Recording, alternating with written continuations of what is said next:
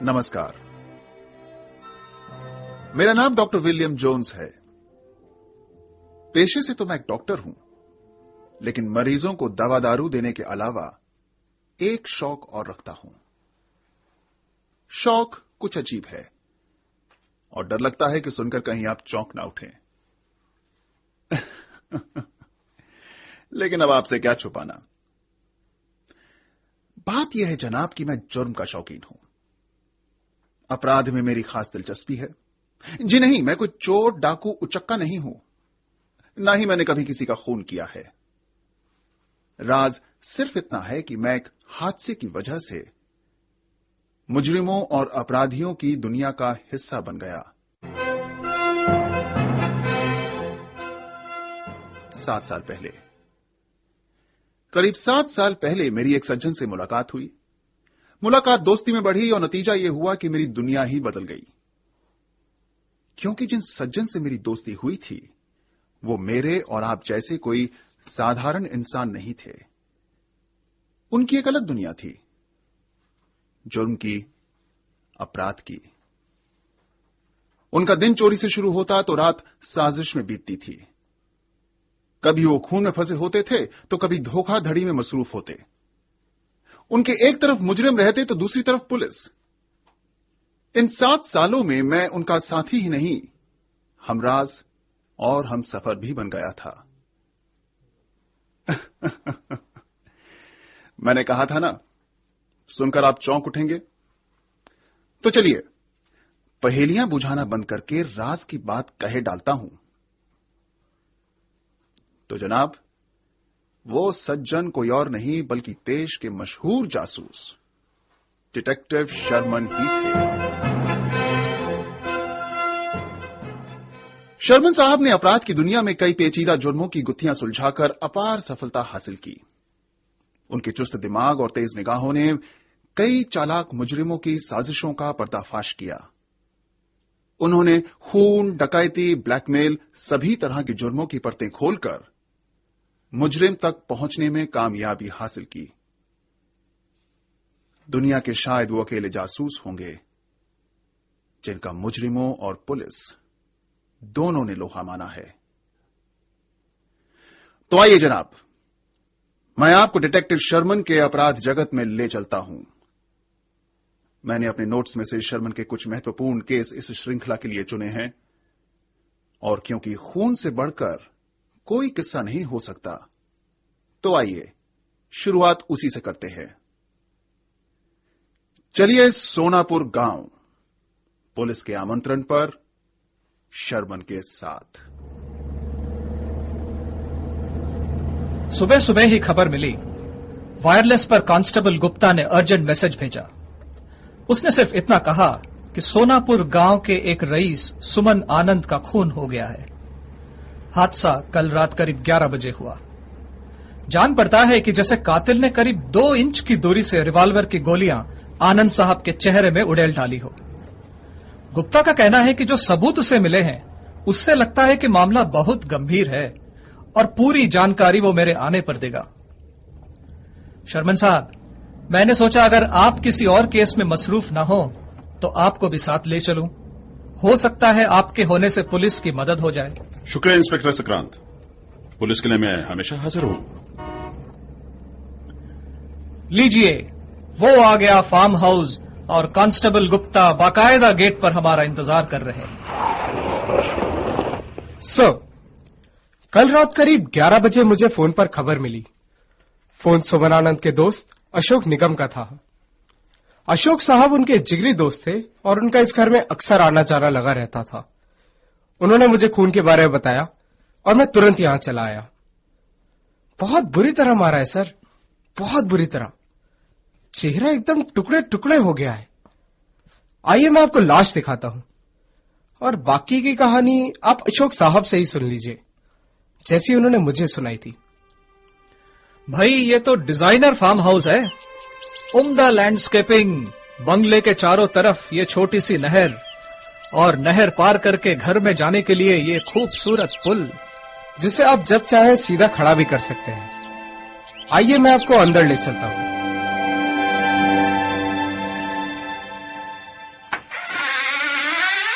लीजिए सर, सुमन आनंद के मित्र अशोक निगम इसी तरफ आ रहे हैं। ये है mister Ashok Nigam, inspector Sakrant, detective Sharman और doctor Jones. Good day everyone. आइए ऊपर वारदात के कमरे में चलते हैं। सर, खून ऊपर सुमन आनंद के बेडरूम में हुआ है। हमें उनकी लाश बेड पर पड़ी हुई मिली। उनके शरीर पर रात का पहना ड्रेसिंग गाउन था, पैरों में चप्पल थी और छाती पर एक रिवॉल्वर रखी हुई थी। यह है वो कमरा, देखिए। लाश पर से कपड़ा हटाइए।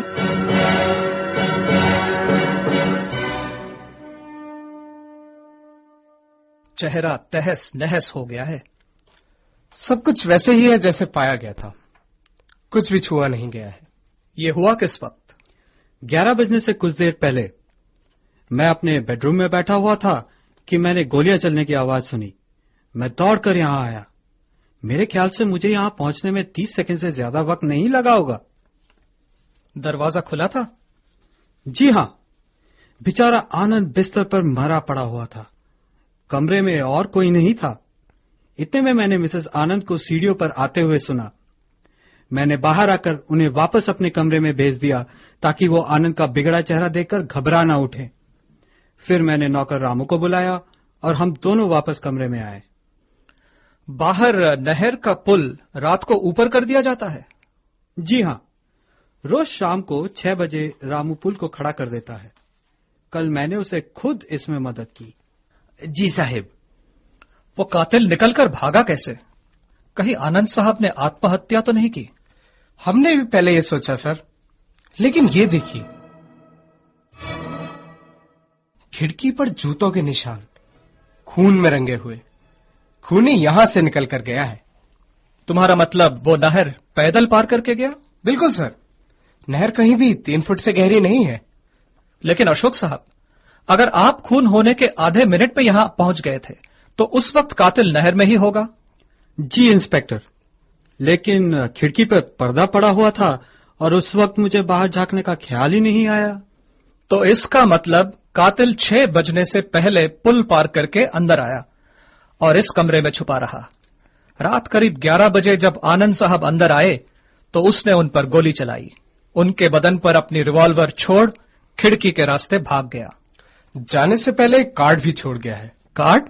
जी, सिराने पर पिन से टंगा हुआ। कार्ड पर बिच्छू का निशान, इसका मतलब? कुछ मालूम नहीं इंस्पेक्टर, लेकिन ऐसा ही एक निशान आनंद साहब की कलाई पर मैं अक्सर देख चुका हूं। क्या आनंद साहब किसी सीक्रेट सोसाइटी के मेंबर तो नहीं थे? मुझे इस बारे में कोई जानकारी नहीं। मेरी उनसे दोस्ती पिछले 5 सालों में रही है, जब से वो इस गांव में आए।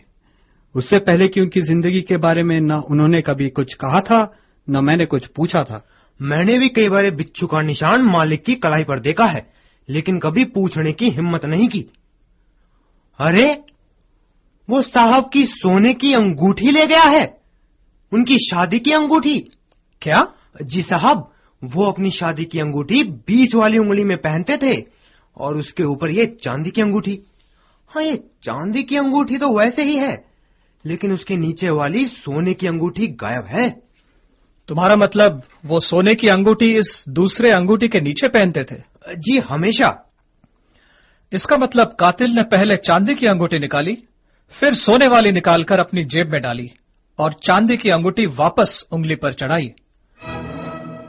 मेरे पूरे करियर में ऐसा अजीब काम किसी खूनी ने नहीं किया। शर्मन साहब, आप कुछ पूछना चाहेंगे? जी हां, अशोक साहब से हम बाद में बातचीत करेंगे। पहले रामू से 2 बातें हो जाएं। Good day mister Ashok. Ramu, तुम कब से आनंद साहब के यहां काम कर रहे हो? जी, पिछले 5 सालों से, जब से उन्होंने ये कोठी ली। कल रात जब खून हुआ तो तुम गोली चलने की आवाज सुनकर इधर आए? नहीं साहब, मेरा कमरा पीछे है और वहां से इधर की आवाज सुनाई नहीं देती। मैं तो सोने की तैयारी कर रहा था कि अशोक साहब ने आकर मुझे ये बुरी खबर सुनाई। अशोक साहब आनंद साहब के पुराने दोस्त हैं? जी साहब, बहुत अच्छी दोस्ती थी उनकी। अशोक साहब अक्सर यहाँ आकर कुछ दिन रहते थे। आनंद साहब और उनकी पत्नी के साथ ताश खेला करते थे। रामू, जरा यहां लाश के करीब आओ। आनंद साहब की दाढ़ पर यह छोटा सा प्लास्टर लगा हुआ है, क्या पहले तुमने देखा था? जी साहब, कल सुबह दाढ़ी बनाते समय उन्हें ये कट लग गया था। क्या उनके बर्ताव में कुछ खास बात महसूस हुई? जी, वो परसों दिन में मार्केट गए थे और तभी से कुछ परेशान लग रहे थे। तो इसका मतलब उन्हें किसी बुरी घटना का अंदेशा था। हो सकता है कि किसी सीक्रेट सोसाइटी, जिसका चिन्ह बिच्छू है, के मेंबर रहे हों। उस सोसाइटी का कोई दुश्मन यहां आता है, उनका कत्ल करके सोसाइटी का कार्ड यहां छोड़ जाता है। जब अखबार में खून के साथ पाए गए कार्ड के बारे में छपेगा तो सोसाइटी वालों को पता चल जाएगा कि बदला ले लिया गया है। बिल्कुल। लेकिन वो साथ में अंगूठी भी ले गया, ऐसा क्यों? यही बात समझ में नहीं आती। अरे, ये टेबल के नीचे क्या है? डंबल साहब, मालिक इनसे वर्जिश करते थे। डंबल? लेकिन एक ही डंबल क्यों? मालूम नहीं साहब, मैंने तो हमेशा मालिक को 2 डंबल ही इस्तेमाल करते देखा है। सर, बाहर खूनी की साइकिल पड़ी मिली है, झाड़ियों में छुपाई गई थी। चलो चलकर देखते हैं। वो देखिए सर, वो रही साइकिल।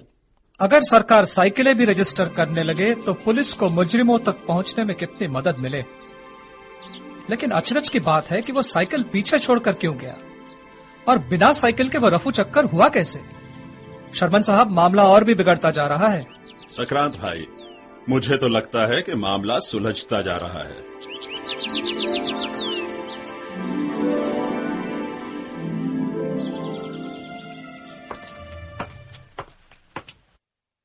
क्या आप कुछ पता लगा पाए हैं इंस्पेक्टर साहब? हम पूरी कोशिश कर रहे हैं मिसेस आनंद, आप संतुष्ट रहिए। पैसों की चिंता मत कीजिए, मैं चाहती हूं कि कोई कसर न छोड़ी जाए। शायद आप हमें कुछ बता पाएं जिससे इस केस पर रोशनी पड़े। नहीं, मैं ऐसा कुछ नहीं जानती जो आपको मालूम नहीं। जब मैंने रात को गोली चलने की आवाज सुनी तो मैं दौड़ी आई, लेकिन अशोक ने मुझे वापस भेज दिया ताकि मैं उन्हें उस हालत में ना देख सकूं। अपने मरहूम शौहर को आप कब से जानती थी? करीब 5 साल पहले से, जब हमारी शादी हुई। इससे पहले वो बिहार में थे, जहां उनकी पहली पत्नी का देहांत हो गया था। क्या आपने ऐसा कुछ सुना था जो बिहार में हुआ हो और जिससे आपके पति को खतरा हो? हाँ, मुझे हमेशा लगता था कि उनके सर पर कोई अनजान खतरा है, लेकिन वो कभी इस बारे में मुझसे बात नहीं करते थे। शायद इसलिए कि मैं फिक्र करने लगूंगी। फिर आपको इस अनजान खतरे का एहसास कैसे हुआ? दुनिया में ऐसा कोई पति है जो कोई राज अपनी पत्नी से छुपा सके, खासकर वो जो उसे प्रेम करती हो। मुझे एहसास हुआ उनकी अपनी पुरानी जिंदगी की बातें छुपाने से। मुझे एहसास हुआ उनकी सावधानी बरतने की आदत से। मुझे एहसास हुआ उनके होठों से अचानक निकले कुछ शब्दों से।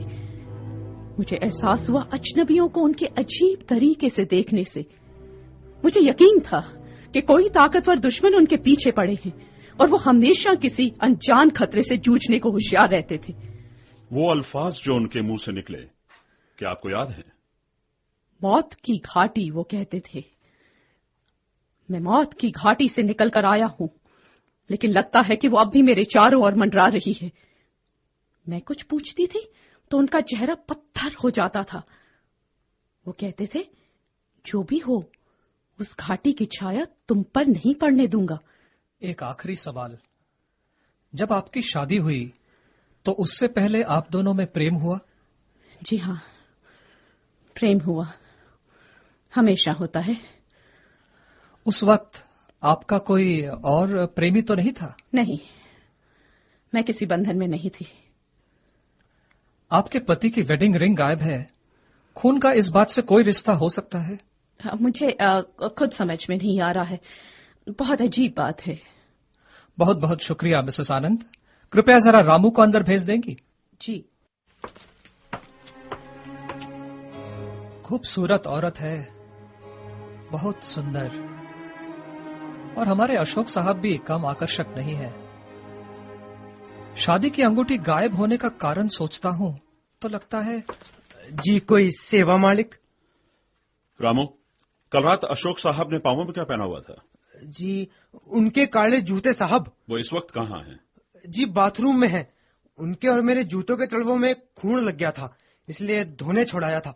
वो जूते लेके वारदात के कमरे में पहुंचो। जी। ये लीजिए साहब, आनंद साहब के जूते। यहां खिड़की के पास ले आओ। शुक्रिया रामू। अब मैं इन जूतों को खिड़की पर ये खून के लगे निशानों पर आहिस्ता से रखता हूं। शर्मन साहब, ये तो बराबर मैच करते हैं। तो अशोक साहब ने जानबूझकर ये निशान खिड़की पर लगाए, पुलिस को गुमराह करने के लिए। अरे ये क्या, बाहर लॉन में देखिए, श्रीमती आनंद अशोक निगम के साथ खुशी खुशी बात करते हुए। विश्वास नहीं होता। झूठ, एकदम झूठ। अशोक साहब की कहानी में कुछ सच्चाई नहीं, और चूंकि श्रीमती आनंद भी वही कहानी दोहरा रही हैं, इसका मतलब वो भी झूठ बोल रही हैं। यानी दोनों इस खेल में मिले हुए हैं और कोई षड्यंत्र रच रहे हैं। झूठ?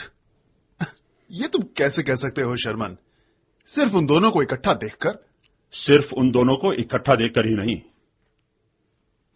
हालांकि वो बहुत ही कठोर दिल औरत होगी जो अपने पति की मौत के समय उससे दूर रह पाती है और अगले ही दिन उनके दोस्त के साथ हंसती खेलती पाई जाती है, बल्कि इस बात से कि उनकी कहानी में वक्त का अंदाजा एकदम गलत है।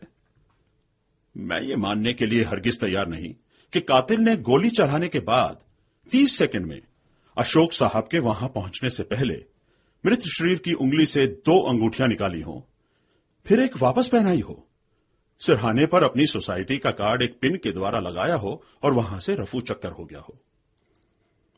और जब हम देख चुके हैं कि खिड़की पर जूते के निशान अशोक निगम ने खुद लगाए हैं, तो यह साफ हो जाता है कि उनकी कहानी हकीकत नहीं बल्कि एक षड्यंत्र है। तो तुम्हारा मतलब खून 11 बजे नहीं, जैसा कि अशोक का कहना है, बल्कि उससे पहले हुआ? बिल्कुल। और खून होने से नौकर रामू को जगाने तक क्या हुआ, यह सिर्फ अशोक और श्रीमती आनंद जानते हैं। वो दोनों इस खेल में साथी हैं। लेकिन एक बात अजीब है, अगर वो एक अवैध प्रेम के बंधन में हैं, तो वो मृत आनंद की शादी की अंगूठी निकालकर इस बात की ओर इशारा क्यों करेंगे? दूसरे, उन्हें इस बात का यकीन कैसे था कि गोली की आवाज सुनकर नौकर दौड़ा चला नहीं आएगा? तीसरे, जो झाड़ियों में साइकिल पड़ी मिली है, वो किसकी है? सर केस सॉल्व हो गया सर। अशोक निगम आनंद साहब के कातिल नहीं है। खून बाहर के किसी आदमी ने ही किया है, क्योंकि हमें पता चला है कि वो साइकिल जो झाड़ियों में मिली थी एक बिहारी आदमी की है, जो 2 दिन से होटल सुल्तान में रह रहा था। उसे कल दिन में पास वाले चाय वाले ने भी इस घर के आसपास देखा है। होटल के मालिक और चाय वाला दोनों ने वो साइकिल पहचान ली है।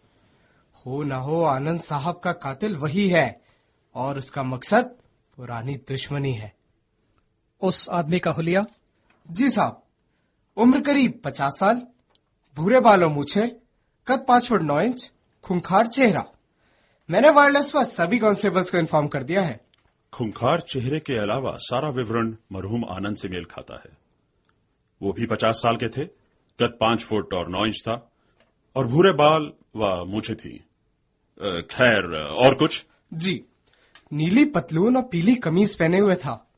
होटल के स्टाफ का कहना है कि उसकी बोलचाल से इस बात का कोई शक नहीं कि वह बिहार से था। वेरी गुड गुप्ता, अब तुम्हें एक लापता चीज का पता और लगाना है। Yes sir. आनंद साहब का एक डंबेल गायब था, उसका क्या हुआ? Dumbbell sir? हाँ इंस्पेक्टर, मेरे दिमाग में इस केस की गुत्थियां सुलझती जा रही हैं। सिर्फ इस डंबेल का पता लगाना है जिस पर इस केस का दारोमदार है। आप इजाजत दें तो एक खेल खेलें? जैसा आप ठीक समझे। तो आइए मेरे साथ बाहर लॉन में जरा अशोक निगम से बातचीत हो जाए। अशोक जी, अच्छा हुआ आप मिल गए। हम लोग आपसे ही मिलने जा रहे थे। हाँ जी, कहिए। अशोक जी, हमें म्युनिसिपैलिटी वालों से नोटिस मिला है कि आपके फार्म हाउस की नहर का पानी बहुत गंदा हो गया है। इससे बीमारी फैलने का खतरा है, इसलिए कल सुबह उनके आदमी आकर नहर का पानी खाली कर देंगे। आपको आपत्ति तो नहीं? नहीं, हमें कोई एतराज नहीं। शर्मन साहब, नाटकबाजी में आपका मुकाबला नहीं। अब और कितना इंतजार करना पड़ेगा? 2 घंटे तो हो गए हमें रात की ठंड में यहाँ लान में ठिठुरते हुए। जासूसी में अगर कुछ नाटक ना हो तो इस काम का मजा ही क्या। रही बात इंतजार की, तो मैं इतना कह सकता हूं कि अगर मुजरिम अपनी कार्यवाही रेलवे टाइम टेबल की तरह सुनियमित रखने लगे तो हमें और आपको कितनी सुविधा होगी। लो, अब और इंतजार नहीं। वो देखो, आहिस्ता से दरवाजा खुल रहा है, भीतर से रोशनी दिख रही है और एक आदमी की रूपरेखा बाहर आती हुई, टॉर्च की रोशनी में राह टटोलते हुए नहर की तरफ जाती हुई। अरे, ये तो हमारे जाने पहचाने अशोक निगम है। लेकिन ये क्या? रात के इस वक्त में फिशिंग रॉड से नहर में मछली पकड़ने की क्या सूची? लगता है उन्हें कुछ मिल गया है पानी में और रॉड के हुक से उन्होंने बाहर निकाल लिया है। ये है क्या? कपड़े का थैला? अब इंस्पेक्टर दबोच लो। बच के कहां जा सकते हैं मिस्टर अशोक? और ये जो थैला आपने पानी से निकाला है मेरे हवाले कर दीजिए। आइए अशोक साहब, बाकी बातें अंदर करते हैं, बाहर बहुत सर्दी है। चलिए फिर से वारदात के कमरे में चलते हैं जहां सुमन आनंद की लाश हमारा इंतजार कर रही है। मैंने कहा था ना इंस्पेक्टर कि इस केस का दारोमदार उस लापता डंबेल पर टिका है। क्योंकि अगर कोई भारी वस्तु गायब हो और पास में पानी मौजूद हो तो यह पूछना मुश्किल नहीं कि उस वजनी चीज से पानी में कुछ डुबाया गया है। लेकिन वो क्या डुबाया गया है और किसने डुबाया है, यह पता लगाने के लिए मुझे ये नाटक खेलना पड़ा। नहर खाली करने की धमकी देने से हुआ ये कि जिसने भी वो वस्तु पानी में डुबाई थी वो रात के अंधेरे में उसे निकालने जरूर आएगा।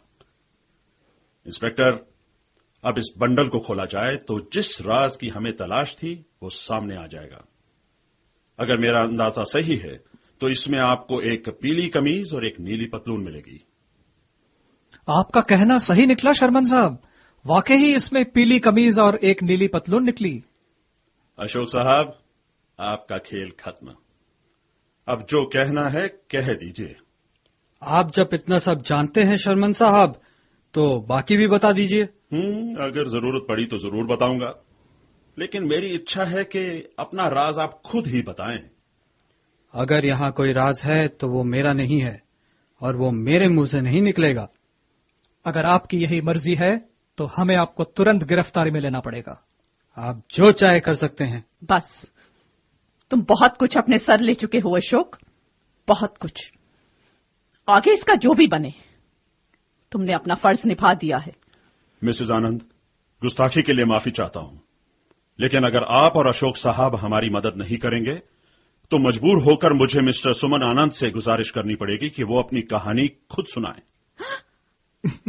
शर्मन, अगर तुम हमें ये कहानी सुमन आनंद के मुंह से सुनाना चाहते हो तो तुम्हें उसकी लाश में भी जान फूंकनी पड़ेगी। लगता है इसके अलावा और कोई चारा नहीं, लेकिन ये काम मैं नहीं, मिसेज आनंद करेंगी। मिसेज आनंद। अशोक, लगता है शर्मन साहब के आगे हमें झुकना ही पड़ेगा। मेरे ख्याल से वक्त आ गया है। तुम ट्रैपडोर का दरवाजा खोल दो।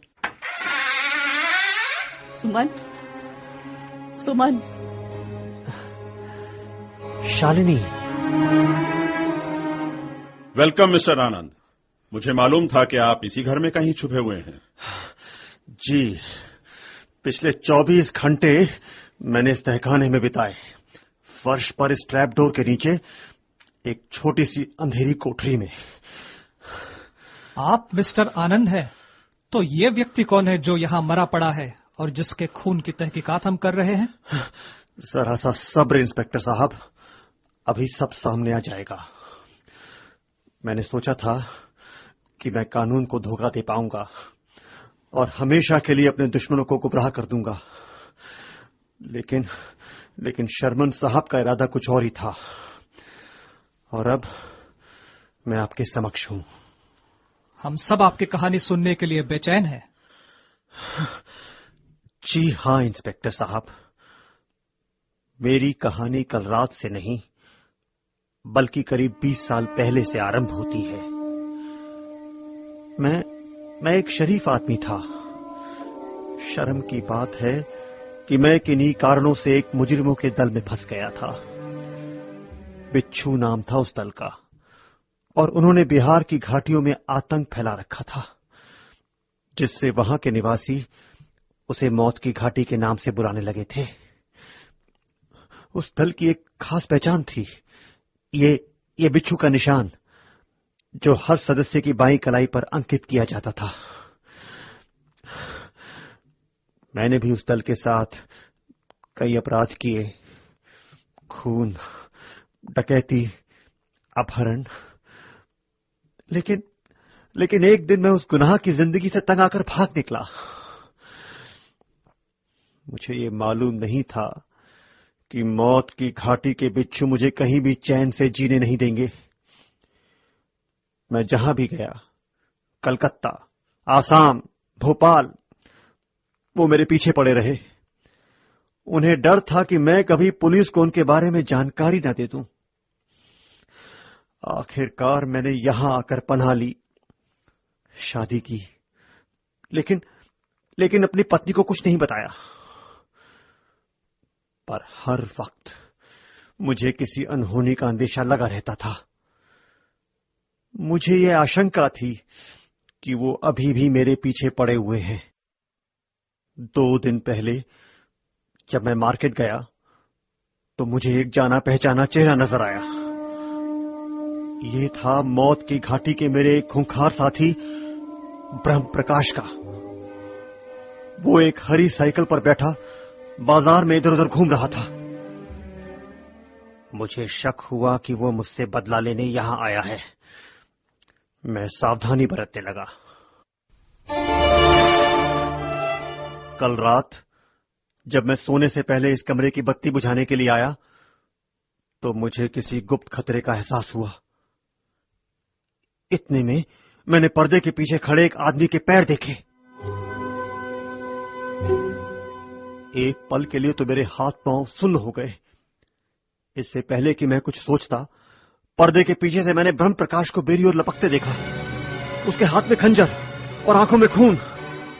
मैं दुबका और ब्रह्म प्रकाश पीछे टेबल लैंप पर जा गिरा। उसका खंजर उसके हाथ से छूट गया। मैंने उसे दबोचने की कोशिश की, लेकिन उसने अपनी रिवॉल्वर निकाल ली थी। मैंने उससे रिवॉल्वर छीनने की कोशिश की। हाथापाई में रिवॉल्वर चल गई और गोली सीधा उसके चेहरे में घुस गई, इतने जोर से कि वो क्षण भर में ढेर हो गया। उसका चेहरा एकदम बिगड़ चुका था।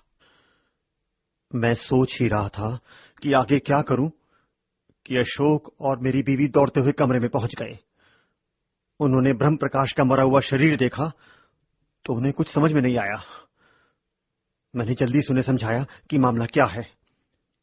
इतने में मुझे एक जबरदस्त आइडिया आया, इतना जबरदस्त कि अपने दिमाग की काबिलियत पर मुझे खुद बहुत खुशी हुई। ब्रह्म प्रकाश की उम्र और कद मेरे जितना था। उसकी भी भूरी मूछें और भूरे बाल थे, और उसकी कलाई पर भी बिच्छू का निशान था। उसका चेहरा तो बुरी तरह बिगड़ ही चुका था, इसलिए उसे कोई पहचान नहीं पाता। मैंने सोचा कि क्यों ना उसे अपनी जगह लिटाकर बिच्छू दल को हमेशा के लिए गुमराह कर दूं। अशोक और मैंने ब्रह्म प्रकाश के कपड़े उतारे, उसके बदन पर मेरा पायजामा और ड्रेसिंग गाउन चढ़ाया, पैरों में मेरे स्लीपर्स पहनाए और यहां बेड पर लिटा दिया। ब्रह्म प्रकाश की जेब से बिच्छू का कार्ड मिला, उसे सिरहाने पर पिन से लगा दिया।